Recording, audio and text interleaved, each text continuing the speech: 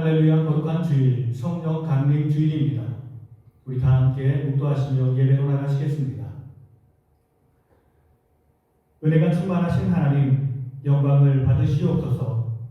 오늘은 보혜사 성령님께서 이 땅에 임하신 것을 기억하며 예배하는 성령 강림 주일입니다. 오순절 마가 다락방에서 기도하던 제자들에게 임하셨던 것과 같이 보혜사 성령님이시여 오늘 정성껏 예배하는 우리에게도 임하여 주시옵소서. 사모하는 모든 성도들에게 불과 같이 뜨겁게, 비둘기와 같이 오유하게, 바람같이 신비롭게 만나 주시옵소서.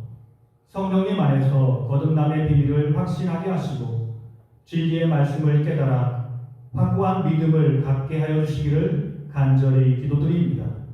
예수님의 이름으로 기도드립니다. 아멘.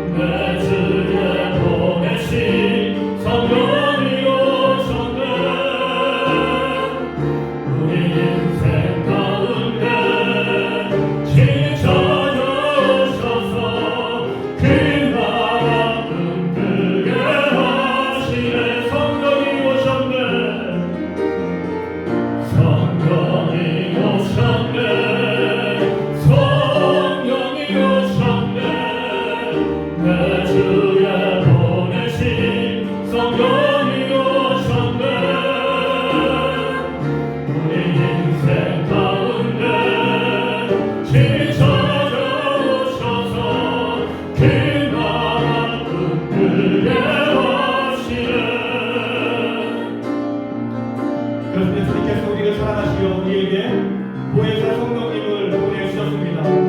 하나님의 말씀에 순종하라고 주의 뜻대로 살라고 성령님을 보내주셨습니다. 그런데 우리는 연약해도 우리는 부족하여서 하나님과 같이 뜻을 이루며 살지 못했습니다. 우리의 모든 죄악은 십자가 앞에 예수 그리스도의 보혈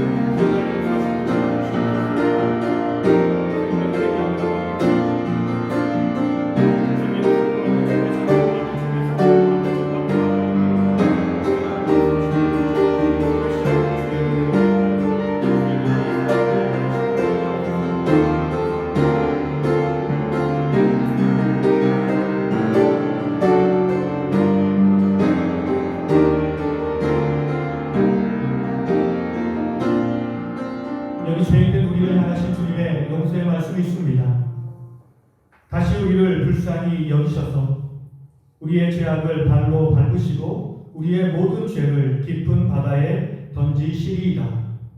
주님께서 우리의 모든 죄를 사하셨습니다. 우리 힘차게 기쁘게 찬양으로 나가시겠습니다.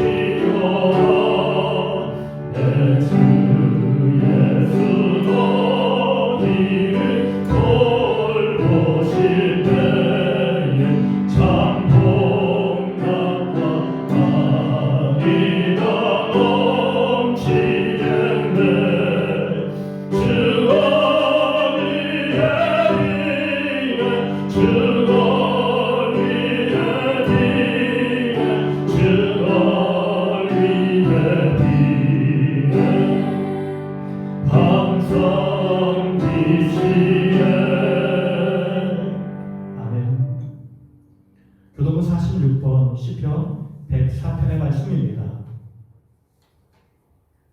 내 영혼아 여호와를 송축하라. 여호와 나의 하나님이여. 주는 심히 위대하시며 존귀와 권위로 옷 입으셨나이다. 주께서 옷을 입음같이 빚을 입으시며 하늘을 휘장같이 치시며 물에 자기 누각에 들보를 얹으시며 구름으로 자기 수레를 삼으시고 바람 날개로 다니시며 바람을 자기 사신으로 삼으시고 불꽃으로 자기 사역자를 삼으시며 땅에 기초를 놓으사 영원히 흔들리지 아니하게 하셨나이다. 주께서 물의 경계를 정하여 넘치지 못하게 하시며 다시 돌아와 땅을 덮지 못하게 하셨나이다. 여호와께서 샘을 골짜기에서 솟아나게 하시고 산 사이에 흐르게 하사 각종 들짐승에게 마시게 하시니 들나귀들도 해갈하며 공중의 새들도 그 가에서 깃들이며 나뭇가지 사이에서 지저귀는도다. 그가 그의 누각에서부터 산에 물을 부어주시니 주께서 하시는 일의 결실이 땅을 만족시켜 주는도다. 아멘. 나는 전능하신 아버지 하나님 천지의 창조주를 믿습니다. 나는 그의 유일하신 아들 우리 주 예수 그리스도를 믿습니다. 그는 성령으로 잉태되어 동정녀 마리아에게서 나시고 본디오 빌라도에게 고난을 받아 십자가에 못 박혀 죽으시고 장사된 지 사흘 만에 죽은 자 가운데서 다시 살아나셨으며 하늘에 오르시어 전능하신 아버지 하나님 우편에 앉아 계시다가 거기로부터 살아있는 자와 죽은 자를 심판하러 오십니다. 나는 성령을 믿으며 거룩한 공교회와 성도의 교제와 죄를 용서받는 것과 몸의 부활과 영생을 믿습니다. 아멘. 이 시간 예배를 위해서 기도하며 나갈 텐데 주님께서 우리의 삶에 성령님을 보내주셨습니다. 성령님의 은혜로 주님을 바라보게 하시고 주님을 예배하게 하시고 주님을 기쁘시게 하는 삶을 살도록 하셨습니다. 이 시간 우리가 예배하는 시간 성령님과 임하여 주시어서 우리가 온전히 예배할 수 있도록 성령 충만하게 이끌어 주시옵소서. 주의 백성들에게 은혜를 베풀어 주시고 삶에 지친 모든 믿음의 백성들이 주의 이름으로 일어설 수 있도록 큰 은혜 베풀어 주시옵소서. 예배를 위해서 공동체를 위해서 힘차게 기도하며 나가시겠습니다.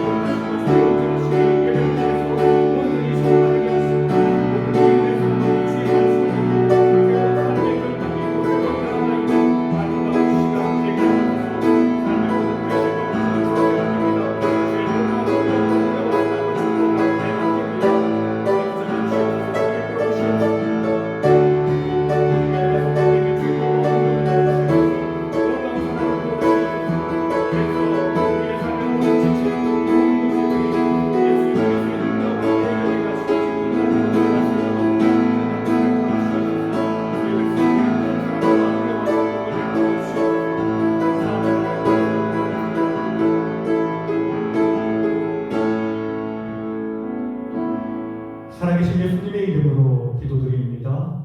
아멘. 오늘 우리에게 주시는 하나님의 말씀은 요한복음 16장 4절부터 15절까지의 말씀입니다.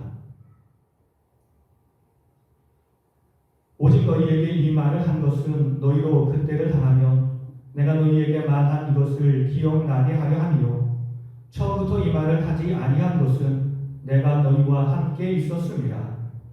지금 내가 나를 보내신 이에게로 가는데 너희 중에서 나더러 어디로 가는지 묻는 자가 없고 도리어 내가 이 말을 함으로 너희 마음에 근심이 가득하였도다.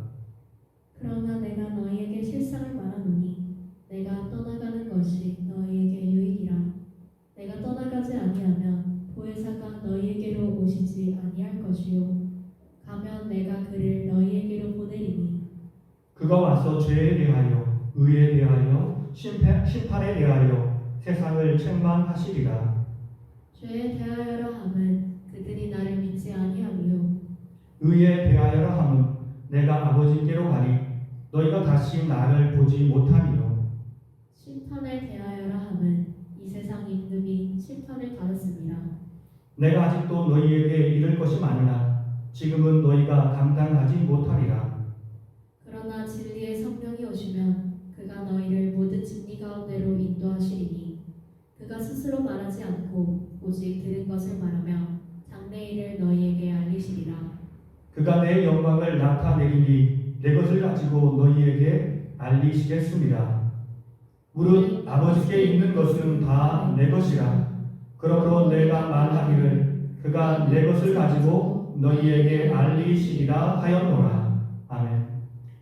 사랑하는 가족들과 인사나누겠습니다. 하나님은 우리와 함께 하십니다. 하나님이 우리와 함께 하십니다. 빈자리를 채우기 위해서 여러분은 여러분이 가장 아끼는 물건을 잃어본 적이 있습니까? 내가 아끼는 물건인데 찾아보지만 찾을 수 없습니다. 그때 우리는 큰 상실감을 느끼게 됩니다. 그런데 그것이 물건이 아니라 사람이라면 나를 더 힘들게 할 것입니다. 사람이 겪는 고통 중에 가장 높은 단계의 고통은 사랑하는 사람을 잃는 것이라고 합니다. 사랑하는 사람을 잃는 것은 내가 가진 모든 것을 잃는 것과 같습니다. 2021년 아카데미 수상식에 많은 한국 사람은 남다른 기대가 있었습니다. 그것은 한국의 정서를 담은 작품 미나리가 아카데미 영화제에서 어떤 상을 수여할 수 있을까 하는 것이었습니다. 첫 번째는 여우 주연상에 대한 기대가 컸고, 두 번째는 작품상을 받을 수 있을까 하는 문제였습니다. 여우 주연상은 많은 사람들이 기대했고 수상 가능성도 커 보였습니다. 그리고 그 기대에 부응하듯이 윤여정 씨가 상을 받습니다. 그런데 안타깝게도 기대했던 작품상은 미나리가 수상하지 못했습니다. 그리고 작품상을 받은 것은 노매드랜드라는 영화입니다. 저는 여기서 노매드랜드에 대해서 이야기를 하려고 합니다. 노매드랜드라는 작품에서 주인공은 펀이라는 여성입니다. 그녀는 평범한 가정에서 생활하는 사람이었습니다. 그녀는 결혼했고 남편은 탄광에서 일했습니다. 그런데 갑자기 남편이 병을 앓더니 먼저 하늘나라로 가버렸습니다. 그녀는 자신의 모든 것을 잃어버렸습니다. 그리고 이 땅에 남겨진 그녀는 미래를 잘 준비한 사람은 아니었습니다. 경제적으로 힘들어져 살던 집을 팔았고 노매드의 삶을 시작했습니다. 노매드란 집 없이 떠돌아다니는 유목민을 가리키는 말입니다. 이들은 집이 없어서 차에서 자고 고정된 직장이 없어서 전국을 돌아다니며 일을 하는 사람들입니다. 다른 사람들과 똑같이 일해도 이들에게는 적은 비용, 1시간에 10불 정도만 주면 됩니다. 그것도 회사가 다 지불하는 것이 아니고 나라에서 4불 정도를 보조해 주었습니다. 이들은 다른 사람이 하기 싫어하는 일을 마다하지 않고 간단합니다. 일주일에 60시간을 일해도 초과 수당을 받을 수 없습니다. 캠핑장 내 구덩이형 화장실을 하루에도 몇 번씩 청소해야 했습니다. 42도가 넘는 폭염에 쉬지 않고 일하다가 열사병으로 쓰러지는 사람들도 있었습니다. 사람들은 이런 사람을 홈리스라고 말하지만 그들은 자신을 향해서 하우스리스라고 이야기합니다. 자기들은 가정이 없는 사람이 아니라 다만 집이 없는 사람이라고 말하는 것입니다. 노매드랜드에서 곧 집 없이 차에서 생활하며 유랑하는 사람들이 마을을 이루고 함께 가족을 이루며 살아가고 있습니다. 많은 사람들은 그들을 향해서 나쁜 범죄자 취급을 하기도 하고 인생에서 실패한 사람으로 간주하기도 하지만 그러나 그렇지 않습니다. 이들은 삶에서 중요한 것들을 잃어버리고 그 빈자리를 채우기 위해서 각자의 삶의 자리에서 열심히 살아가는 사람들입니다. 몸부림치며 살아가는 사람들입니다.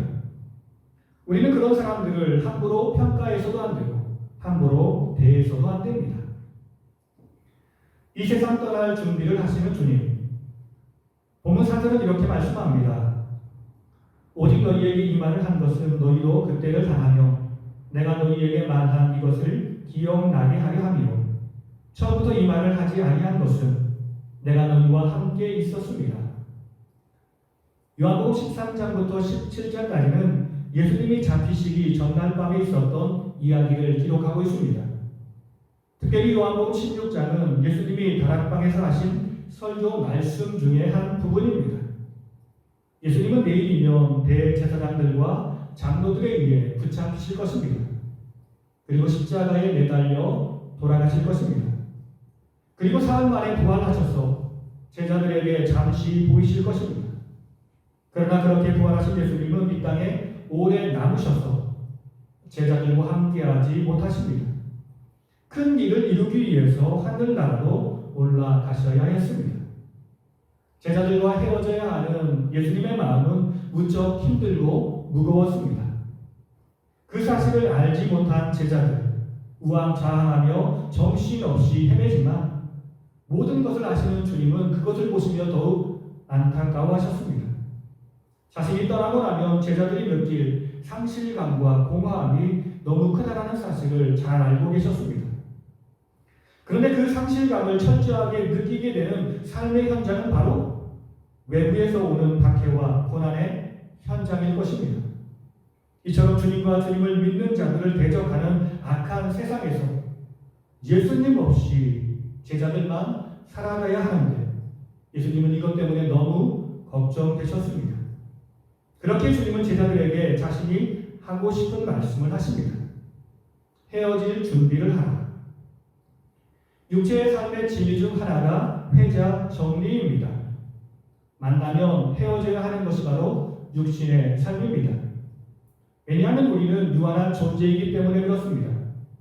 비록 하나님의 아들이신 예수님이 이 땅에 오셨지만 예수님도 육신의 몸을 입고 이 땅에 오셨습니다.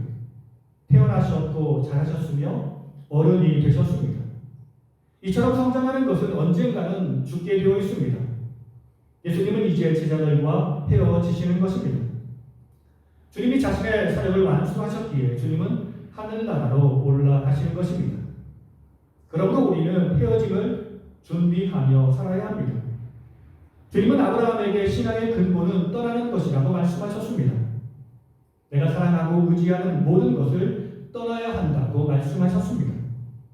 헤어지는 일은 참으로 힘든 일입니다. 사랑하는 사람을 떠나보내는 일, 내가 소중하게 생각했던 것을 잃어버리는 일은 참으로 힘든 일입니다. 그러므로 우리는 그것을 알기에 그것에 집착하지 말아야 합니다. 사람의 생명에 집착하지 말고, 내가 가진 재물에 집착하지 말고, 나의 사랑하는 자녀라도 집착하지 말고 내려놓을 수 있어야 합니다. 헤어짐을 준비하지 못한 사람은 힘든 인생을 살아가게 됩니다. 미련이 많은 사람, 후회가 많은 사람은 힘든 인생을 살 수밖에 없습니다. 우리는 그 사실을 알아야 합니다. 불안해하지 말고 담대하게 주님께 물어보아야 합니다. 헤어짐 뒤에 무엇이 있을지 주님께 물어보아야 합니다. 주님의 제자들은 어렴풋이 주님과 우리가 헤어질 것 같은 느낌을 받았습니다. 그런데 제자들은 예수님에게 아무 말도 하지 않습니다. 5절과 6절은 이렇게 말씀합니다. 지금 내가 나를 보내신 이에게로 가는데 너희 중에서 나더러 어디로 가는지 묻는 자가 없고 도리어 내가 이 말을 함으로 너희 마음에 근심이 가득하였도다. 주님의 제자들은 예수님께 묻지 못하고 불안한 마음으로 떨고 있습니다. 너희 마음에 근심이 가득하다고 주님이 말씀하십니다. 우리가 알지 못하는 것이 있다면 우리는 주님께 물어보아야 합니다. 주님은 우리에게 진리를 가르쳐 주길 원하십니다. 이 세상 사람이 알지 못하는 은밀한 비밀을 사랑하는 제자들에게 가르쳐 주길 원하십니다. 주님은 집이라는 장소에서 제자들에게 주의 말씀의 참된 의미를 많이 설명해 주셨습니다. 수많은 백성이 모인 곳에서는 일반적인 설교 말씀을 전했지만 집이라는 소그룹이 모일 수 있는 장소에서는 성경의 진리를 풀어 말씀해 주셨습니다. 지금은 바로 우리가 가진 궁금한 것을 주님께 물어야 할 때입니다. 왜냐하면 곧 우리가 주님과 헤어지기 때문입니다.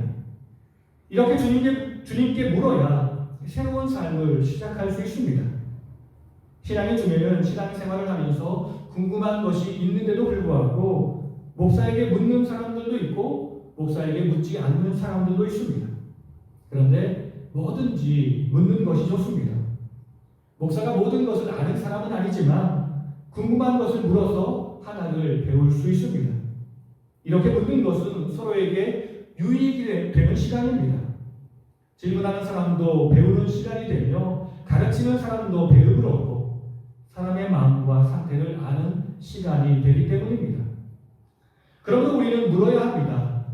자기를 인도하는 지도자에게 묻고 중요한 것은 우리 주님께 물어보아야 합니다. 하나님의 말씀을 통해서 주님의 뜻을 알아가는 일이 참으로 중요합니다. 용기를 가지고 묻는 사람이 신앙이 성장합니다. 주님께서 자신에게 미래를 묻는 제자들을 위해서 놀라운 축복의 말씀을 준비하셨습니다.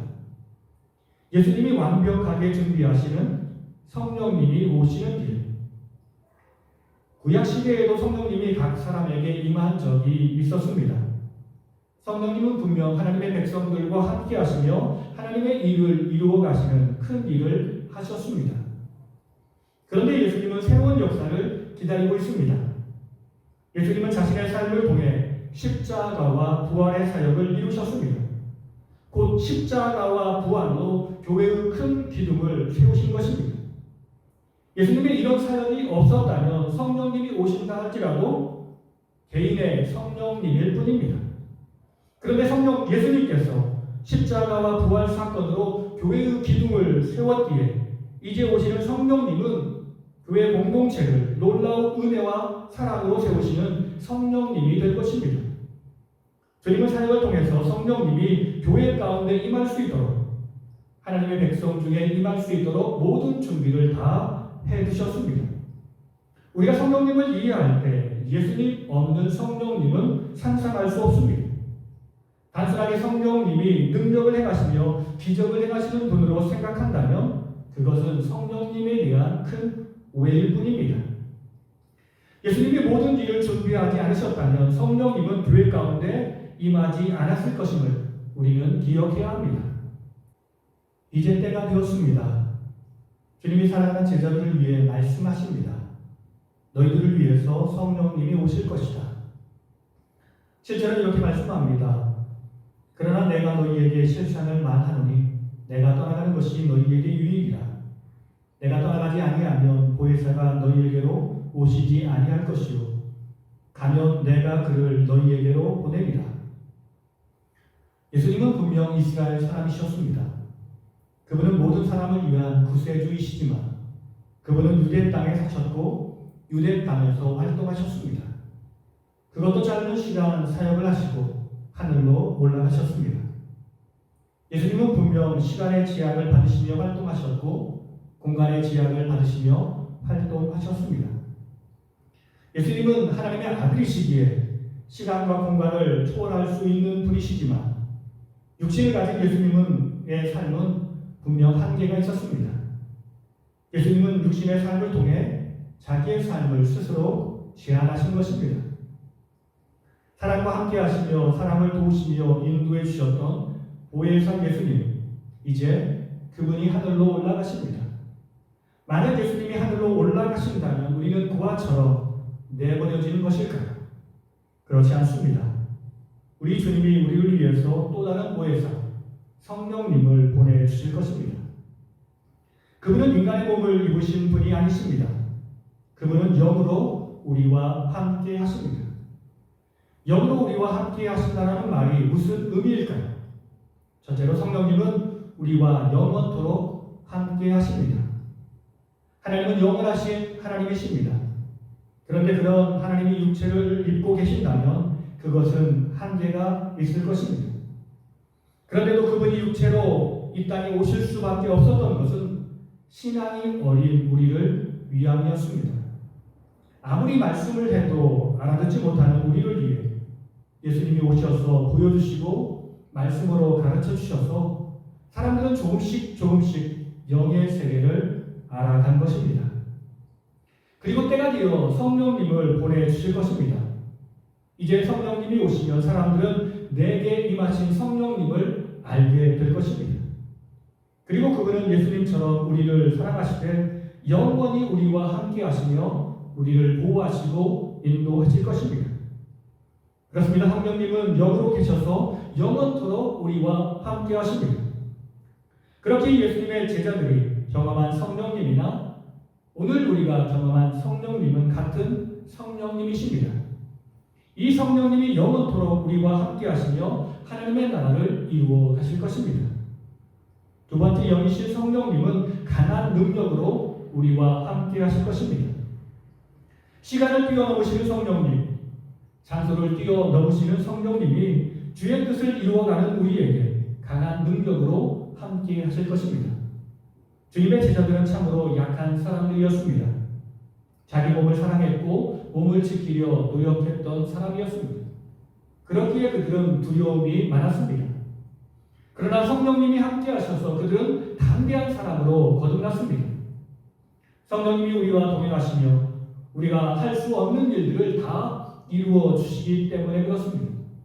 그렇습니다. 성령님은 하나님의 능력이며 우리 주님 예수님의 능력이십니다. 그분이 우리와 함께 하시며 우리의 필요한 모든 것을 해결해 주시고 우리가 당하는 환난에서 능히 건져 주실 것입니다. 그렇게 예수님이 하늘로 올라가시는 일이 더 유익한 일이 될 수 있습니다.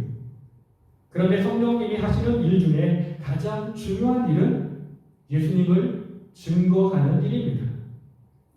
예수님은 성령님이 이 땅에 오셔서 하시는 일은 세상을 책망하는 일이라고 말씀해 주셨습니다. 8절은 이렇게 말씀합니다. 그가 와서 죄에 대하여, 의에 대하여, 심판에 대하여 세상을 책망하시리라. 성령님은 오셔서 죄에 대해서 세상을 책망하실 것입니다. 9절은 이렇게 말씀합니다.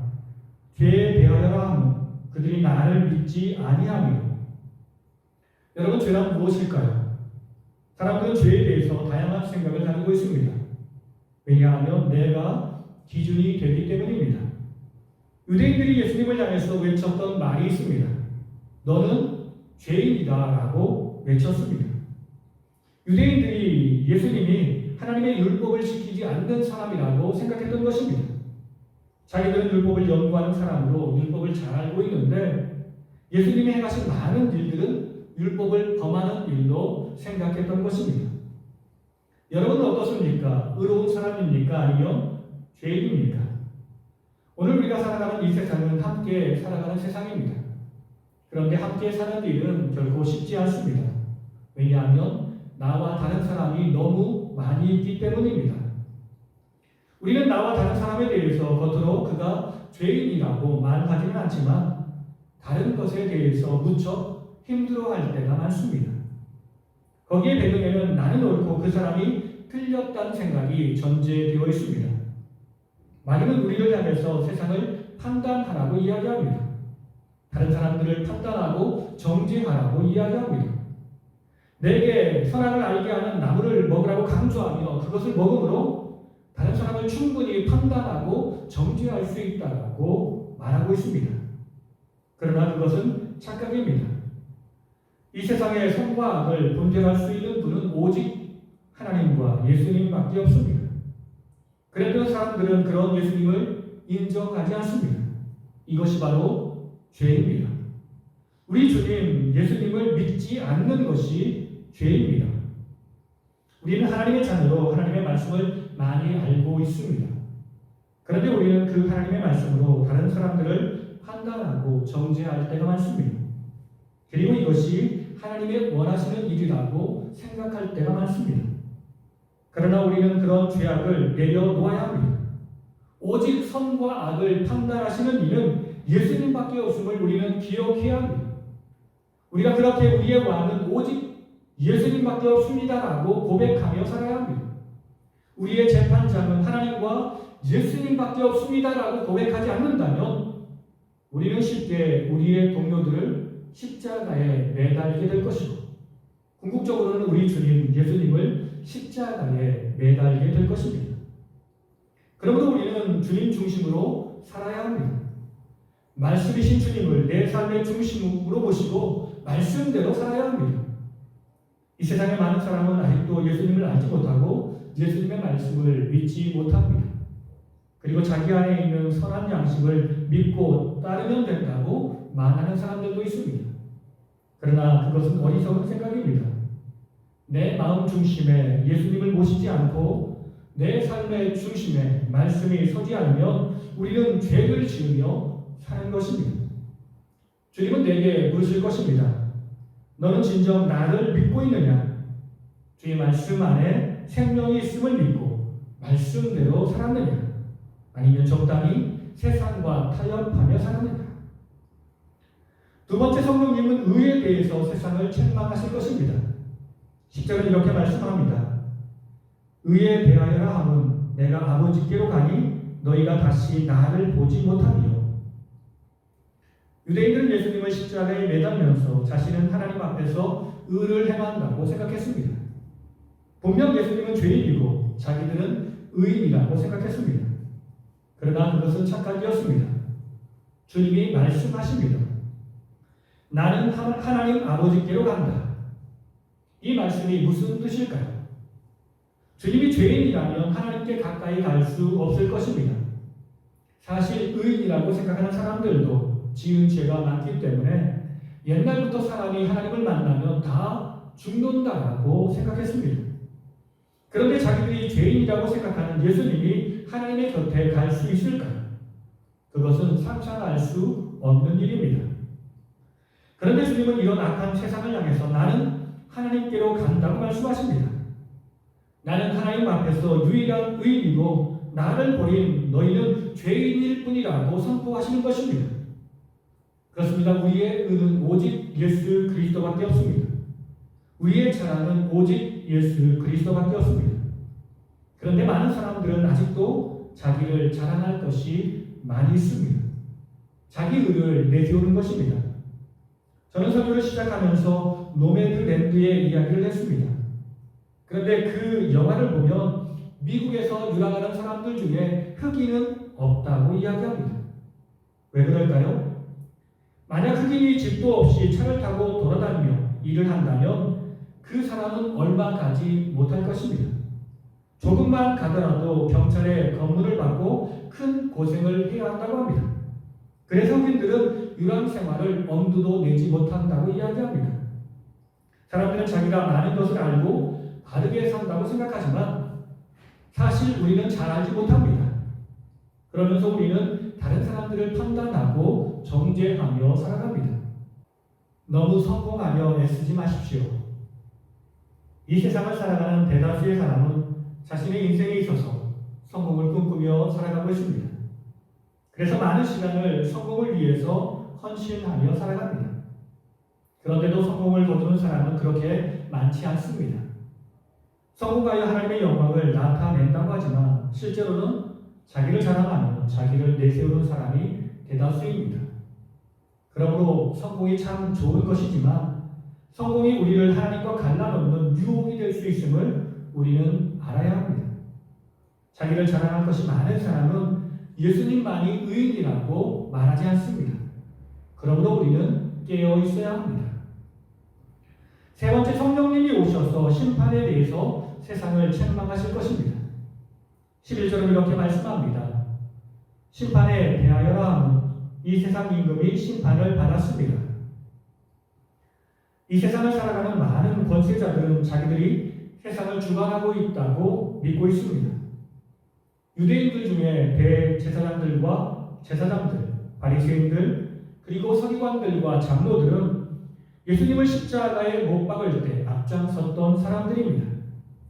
그들은 세상의 주관자로서 악인 예수님을 말씀대로 심판한다고 생각했습니다. 그리고 이들을 주관하는 많은 공중 권세 잡은 자로 이제 예수님을 죽였으니 세상은 내 뜻대로 될 것이라고 생각했습니다. 그러나 예수님이 십자가를 지실 때부터 판세가 달라지기 시작했습니다. 그리고 예수님이 부활하심으로 말미암아 그들의 판단이 잘못되었음을 세상에 선포하셨습니다. 그렇습니다. 그들은 이미 패자입니다. 특별히 우리의 대적 마귀는 예수님의 십자가로 말미암아 그가 지배하고 있던 죄의 권능을 주님께 빼앗겨 버렸습니다. 모든 사람들이 다 죄인일 때는 죄를 이용해서 사람을 자기 뜻대로 굴복시킬 수 있었는데 예수님이 죄인들의 죄가를 치르심으로 말미암아 이제 죄인들의 소유권이 바로 하나님께로 넘어간 것입니다. 예수님의 십자가는 세상 권세자들을 향한 주님의 심판이며 세상 주권자들을 주관하는 마귀를 향한 주님의 심판이었습니다. 이 세상을 살아가는 많은 사람들 중에 자기는 힘과 능력이 있기에 잘못해도 심판을 받지 않으리라고 생각하는 많은 사람들이 있습니다. 자기에게는 심판이 없을 것으로 착각하고 오늘을 내 뜻대로 교만하게 살며 방탕하게 사는 사람들이 있습니다. 그러나 주님의 십자가와 부활로 말미암아 모든 심판의 권한을 아버지 하나님께서 우리 주님 예수님에게 맡겨주셨습니다. 이제 누구든지 예수님의 심판을 받게 될 것입니다. 예수님을 믿고 따르는 자들에게는 상을 주는 행복한 심판이 될 것이고 예수님을 믿지 않고 자기가 세상을 판단하며 살았던 사람들 그런 악을 향한 주님의 철저한 심판이 될 것입니다. 성령님은 이 땅에 오셔서 주님의 심판을 말씀하시며 세상을 책망하실 것입니다. 결론의 말씀입니다. 우리는 성령의 인도하심 속에 주님과 동행하며 살아야 합니다. 모든 사람은 무엇인가 소중한 것을 잃어버리는 상실감과 공허함, 절망감을 느끼기를 싫어합니다. 그러나 우리는 이 세상 속에서 상실감과 절망감을 느끼며 살 때가 많이 있습니다. 왜냐하면 우리가 할 수 없는 일들이 너무 많이 있기 때문에 그렇습니다. 그럼에도 불구하고 우리는 끝없는 욕심을 가지고 그 일에 집착하고 있기 때문에 그렇습니다. 그렇습니다. 우리는 연약한 인간이기에 할 수 없는 일들이 많이 있습니다. 그러나 우리가 주님 안에 있다면 우리를 사랑하시는 주님이 우리의 모든 것을 다 책임져 주실 것입니다. 그러므로 우리는 항상 주님께 집중하며 살아야 합니다. 우리가 주님께 집중할 수 있도록 우리의 모든 것을 인도하시는 분이 성령님이십니다. 주님의 마음을 알게 하시고 주님 중심으로 살게 하시며 주님의 영광을 위해 헌신하게 하십니다. 그러므로 우리는 성령 충만한 삶을 살아야 합니다. 그런데 우리의 본성은 항상 나 중심적으로 살아가는 것입니다. 나의 꿈을 위해 일하게 하고 세상의 성공에 집중하게 하며 끊임없이 세상의 많은 것을 요구합니다. 이것이 우리 신앙의 가장 큰 적입니다. 이것이 성령 충만을 가로막는 단위 요소입니다. 저는 설교 처음에 노매드랜드에 대해서 말씀을 드렸습니다. 많은 소유를 버리고 최소한의 소유를 가지며 세상 안에서 살아가는 사람들입니다.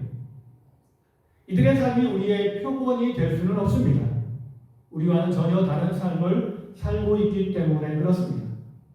그러나 주님은 말씀하시기를 우리의 소망은 이 땅에 있지 않다라고 말씀하셨습니다. 우리는 이 땅에서 나그네와 같다라고 말씀하셨습니다. 그러므로 우리는 그런 나그네와 같은 정신, 곧 노매드의 정신을 품고 살아가야 합니다. 이 땅에서 열심히 살되 내 소유에 대해서 지나친 욕심을 버려야 합니다. 주님이 내게 주신 것을 원망하지 않고 기쁨으로 받아들이며 항상 자족하는 마음으로 주님을 바라보고 성령님의 능력을 구하며 산다면 우리의 삶에 성령님의 놀라운 인도하심 속에 거하게 되고 주의 놀라운 사랑과 축복을 우리는 경험하게 될 것입니다. 오늘은 성령 강림 주일입니다. 오순절 성령님이 임하시어 초대교회를 새롭게 하시고 주님의 은혜로 풍성하게 한 것처럼 우리가 진심으로 성령님을 기다리고 기도한다면 성령님은 우리의 삶에 임하여 주시어서 주님의 뜻을 알게 하실 것입니다. 주님은 진심으로 우리를 사랑하십니다. 우리를 위해서 이미 성령님을 보내주셨습니다. 그런데 우리의 욕심과 이기적인 마음이 성령님을 우리의 마음속에서 쫓아버릴 때가 많습니다. 이제 우리의 참된 복과 은혜가 주님 안에 있고 성령님 안에 있음을 기억하며 성령님의 인도하심을 받으며 주의 놀라운 축복을 받는 우리 모두가 되기를 예수님의 이름으로 간절히 축원합니다. 다 함께 기도하시겠습니다. 진실로 우리를 사랑하셔서 우리와 영원토록 동행하시는 주님, 이 땅에 성령님을 보내주셔서 지금도 성령님을 통해 우리와 함께 해주시니 감사합니다. 항상 나를 자랑하며 나의 꿈과 성공을 위해 살아가는 우리에게 주님을 바라보게 하시며 주님을 의지하게 하시고 주님의 의 안에 거하게 하시니 감사합니다. 세상 많은 사람이 주님을 알지 못한 채 멸망의 심판을 받게 되지만 나를 사랑하시어 주님을 알게 하시고 믿게 하시어 주님이 우리에게 주시는 상급받는 축복의 심판을 주시니 감사합니다. 이 모든 것이 오직 주 안에 있음을 기억하며 우리에게 주 안으로 들어갈 수 있도록 나를 인도하시는 성령님의 인도하심을 받고 끝까지 주와 동행하는 삶을 살게 하옵소서. 이 악한 세상에 물들지 않도록 성령 하나님이시여 내 삶에 임하시어 나를 붙드시고 인도하여 주시옵소서. 우리를 사랑하시어 우리를 위해 성령님을 보내주신 예수님의 이름으로 간절히 기도드립니다. 아멘. 찬양하시면서 준비한 예물 하나님께 올리시겠습니다.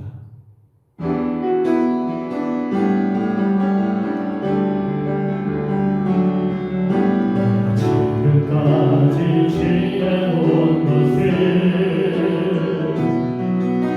주의 은혜라 주의 은혜라 지금까지 지내온 것을 주의 은혜라 주의 은혜라 지금까지 지내온 것을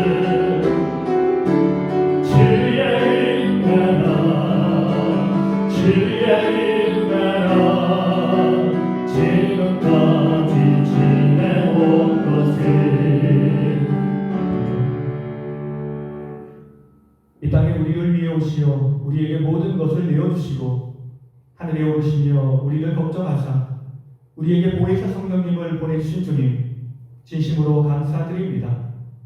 주님이 항상 우리의 삶을 살피시며 우리의 필요한 모든 것을 채워주심을 믿고 우리는 두려워하지 않고 걱정하지 않고 평안하게 살 수 있었습니다. 모든 것이 주님의 은혜이며 주님의 사랑이며 축복입니다. 이 은혜와 이 사랑을 나만 누리지 않게 하시고 이 모든 은혜를 주신 성삼위 하나님께 감사하는 마음과 우리의 헌신과 물질을 하나님께 올려드리길 원하오니 이 모든 것이 하나님의 기쁨이 되며 영광이 되게 하옵소서. 이 땅에서는 생명을 살리는 구원의 통로, 축복의 통로가 되게 하옵소서. 코로나로 말미암아 많은 사람들이 힘들어하고 있습니다. 이 땅의 모든 병자를 치유하시고 마음이 답답한 자를 회복시켜 주시고 일으켜 세워 주시옵소서.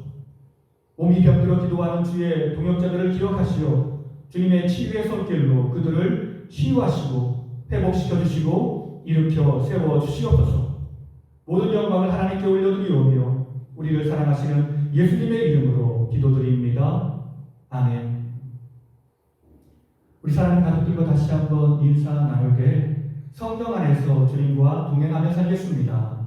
성령 안에서 주님과 동행하며 살겠습니다. 그렇습니다. 성령님이 우리와 함께 하십니다. 날마다 함께 하신 성령님과 함께 주님을 찬양하며 주님을 기쁘시게 하는 우리 모두가 되기를 간절히 축원합니다. 다 함께 마지막 찬양 올려드리겠습니다.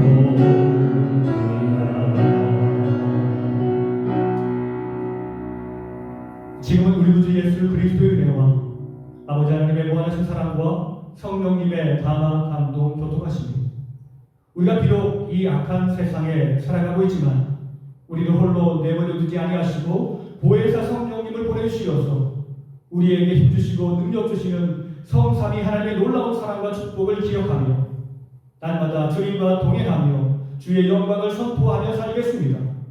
기도하며 결단하며 삶의 현장으로 나가시는 사랑하는 성도님들과 가정과 자녀들의 삶 가운데 주님께서 핏값으로 세우신 우리 작은 시학교회 위에 이 땅에서 주를 예배하는 모든 백성들과 이 땅을 살아가는 모든 백성들 위해 이제로부터 영원토록 함께 하시기를 간절히 축원하옵나이다. 아멘.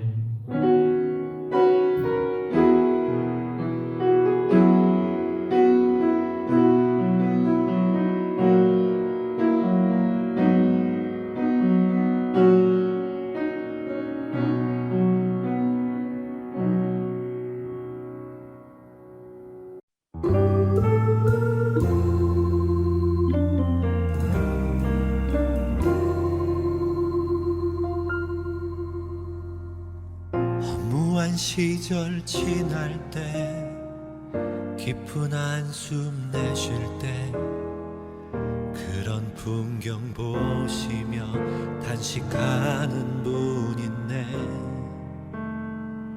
고와 같이 너희를 버려두지 않으리. 내가 너희와 영원히 함께하리라.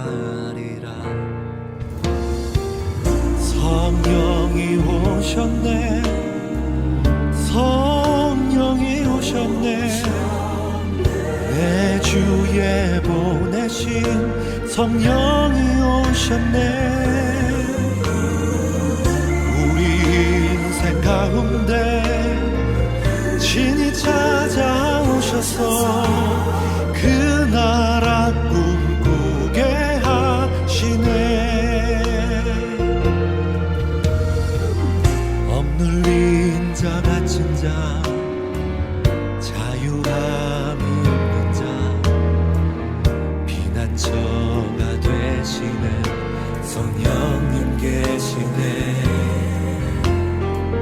주의 영이 계신 곳에 잠자유가 있다네. 진리의 영이신 성령이 오셨네. 성령이 오셨네. 성령이 오셨네. 내 주에 보내신 성령이 오셨네. 가운데 친히 찾아오셔서 그 나라 꿈꾸게 하신대.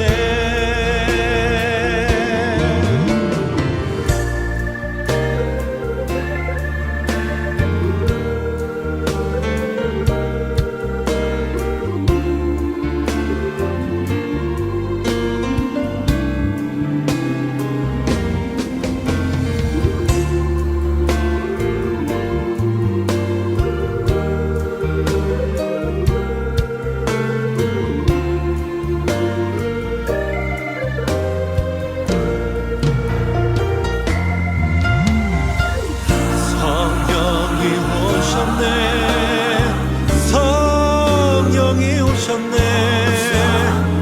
내 주에 보내신 성령이 오셨네. 우리 인생 가운데 신이 찾아오셔서 그 나라 꿈꾸게 하신대. 그 나라